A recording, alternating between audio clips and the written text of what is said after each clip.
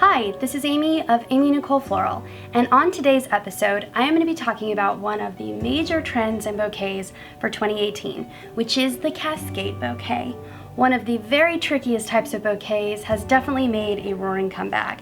And then today, I'm just going to briefly highlight the different types of cascades, some of the pros and cons, and just some tips and tricks. And in future videos, I'm going to do a little bit more of a deep dive in how to make these bouquets, but I'm also going to be going over this in some of my online courses that will be available to purchase very soon.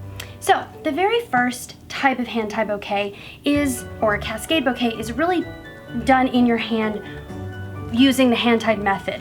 Now really the major tip and trick to this is choosing the right materials.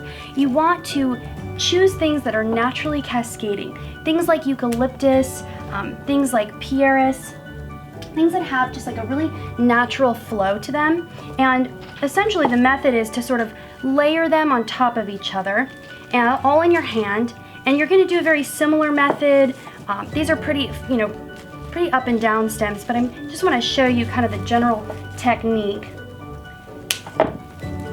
And really starting at a base, finding that long point, kind of working your way up. You can cross your stems and really build a beautiful cascading hand-tied bouquet. The second option is using some type of armature. Now right now there's this huge trend to use a chicken wire armature. There's a designer on the East Coast named Holly Chappell who kind of came up with this idea of using kind of a round form, and she's manufactured now along with Syndicate Sales, which is a flower wholesaler, an actual plastic version of this, but you can also make your own at home. And this bouquet I'm going to show you was made in this armature.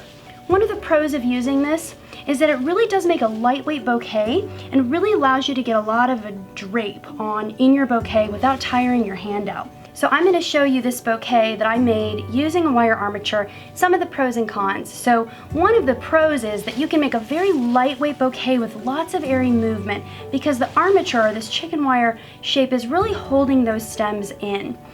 One of the cons I would say of making this type of bouquet is that you do have to cover your mechanics.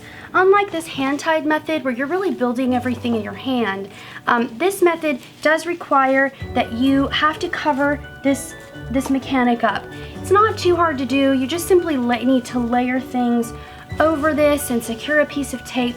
However, it can make the bouquet fairly large. Some of your clients may want that, but if you're trying to make a very petite bouquet, this may not be your best method. But you can see just how easy the stems go in very easily. You can just get a lot of airy movement in there. Very, very lightweight.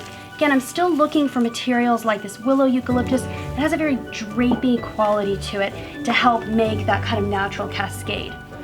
Another method is the tape and wire. And the tape and wire method has been around forever. And in another video, I'm going to teach you how to do this. And I'm also going to teach this really more in depth in one of my online courses. But essentially, this is a very old tradition in British flowers, in English design, where you really individually wire every single stem, foliage that goes into a design.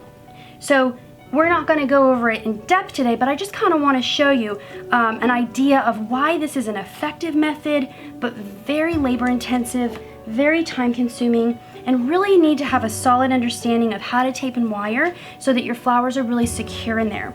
So when Kate Middleton got married, she carried really an entirely wired bouquet of Lily of the Valley.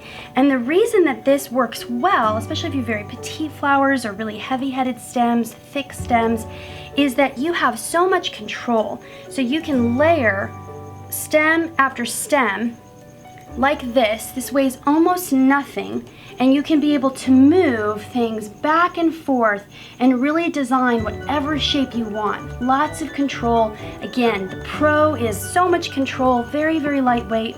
The downside is extremely time consuming, very labor intensive, but a beautiful effect.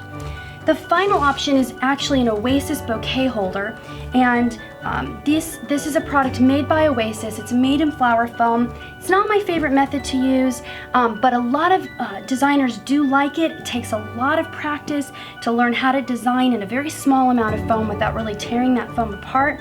That's something we can definitely cover in a future video. I hope this has been helpful and inspired you to try some of the new trends.